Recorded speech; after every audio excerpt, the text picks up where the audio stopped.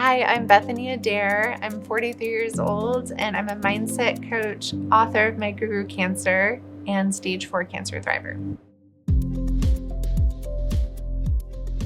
I was diagnosed with stage 2 breast cancer in 2015 and it returned stage 4 in 2021. So I'm now living a very beautiful life with metastatic breast cancer.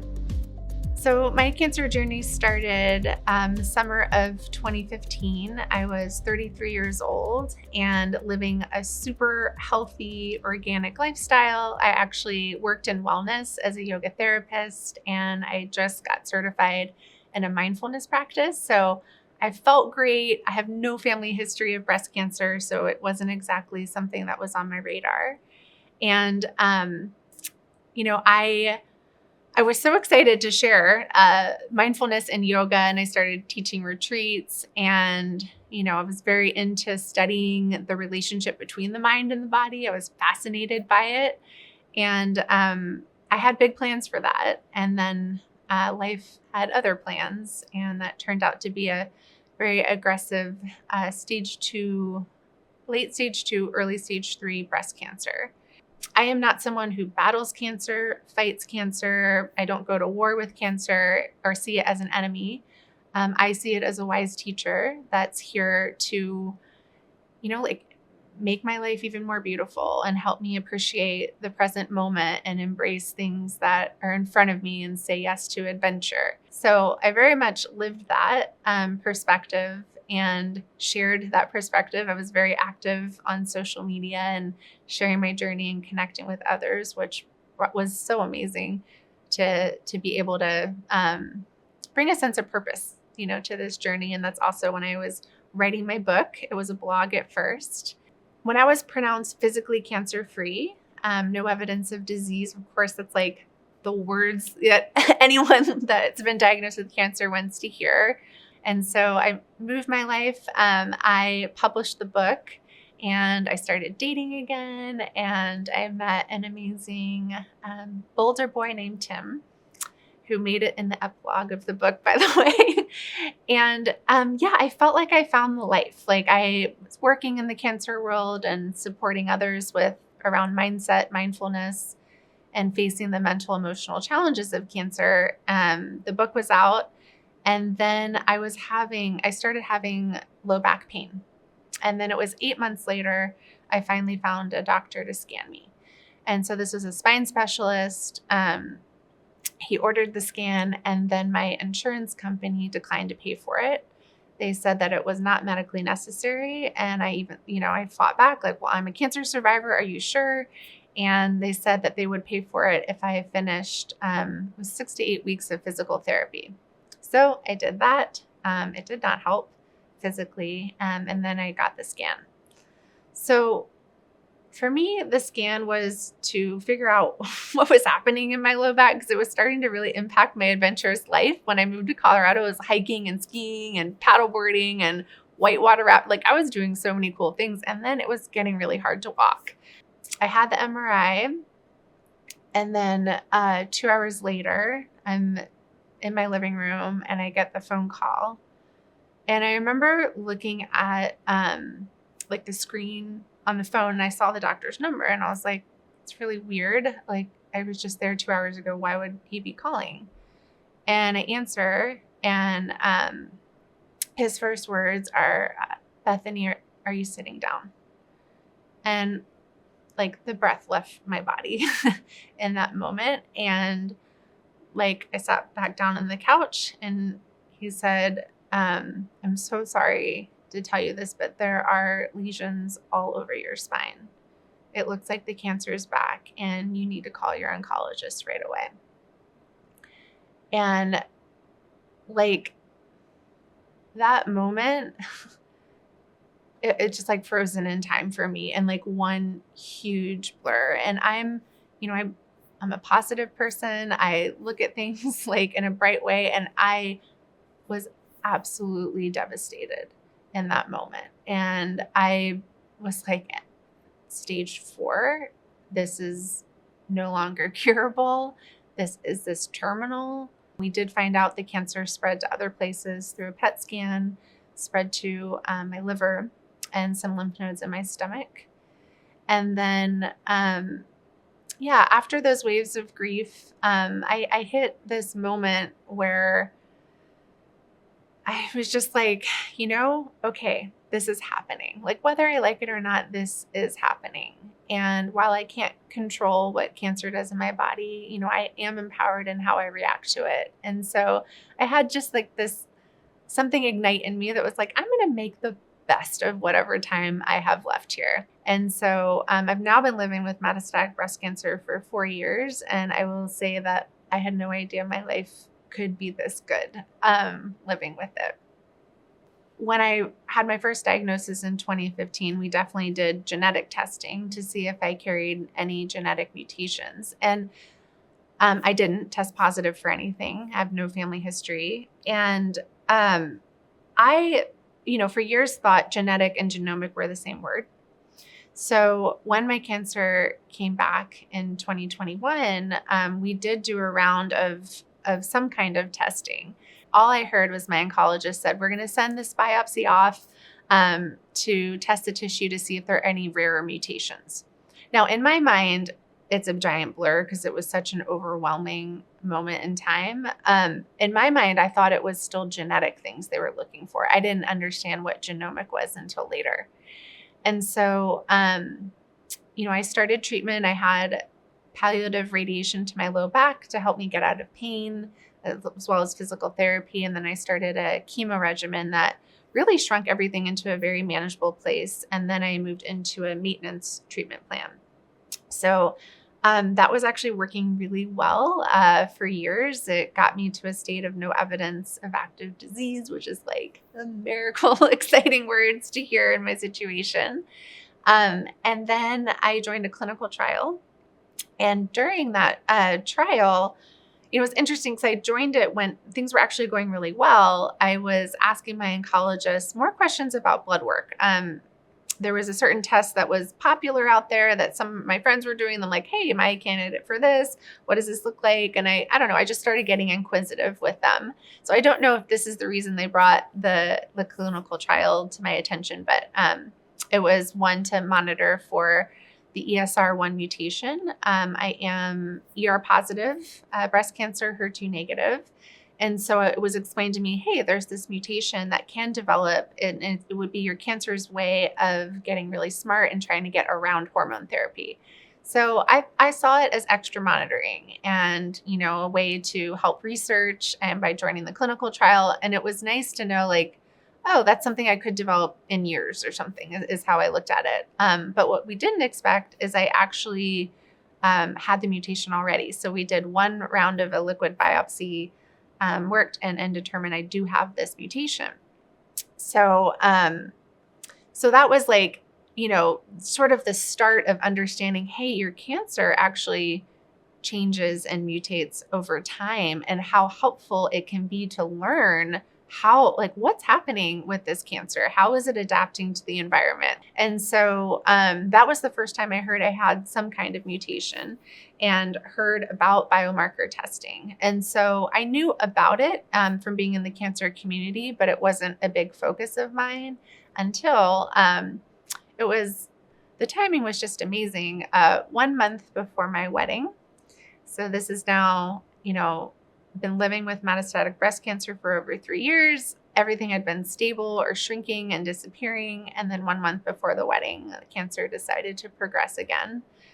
I was having pain in my left hip as well. So it had really progressed a lot in my pelvis. And so I was, back to limping again and losing weight like crazy. And it was a really scary time. And then just so frustrating that of all times it's happening 1 month before the wedding, which is stressful enough. But at that point is when Foundation Medicine played a huge role in my life. We biopsied both my liver and my bone and sent the tissue off. And it was my prayer that I still had the ESR1 mutation. I didn't know if I'd have any other ones, but if I did, it would mean I'd be on a really manageable treatment plan next. And, here I am like about to get married. I'm wondering, oh my God, am I going to be on chemo? Am I going to have hair? And am I going to be able to walk down the aisle, or am I hobbling or in a wheelchair? Will I, feel well to be, really present on the most special day of my life with my favorite people? And so, it was kind of a miracle how it all came together, where I got the results in the report. I still had that mutation, and I was able to hop on that new manageable treatment plan 2 weeks before the wedding. And it was a seamless transition. I felt no new side effects and was able to have my hair and dance all night until 3 a.m. for my most magical day. And we also discovered that there are about 4 other mutations, 2 that are a little rare.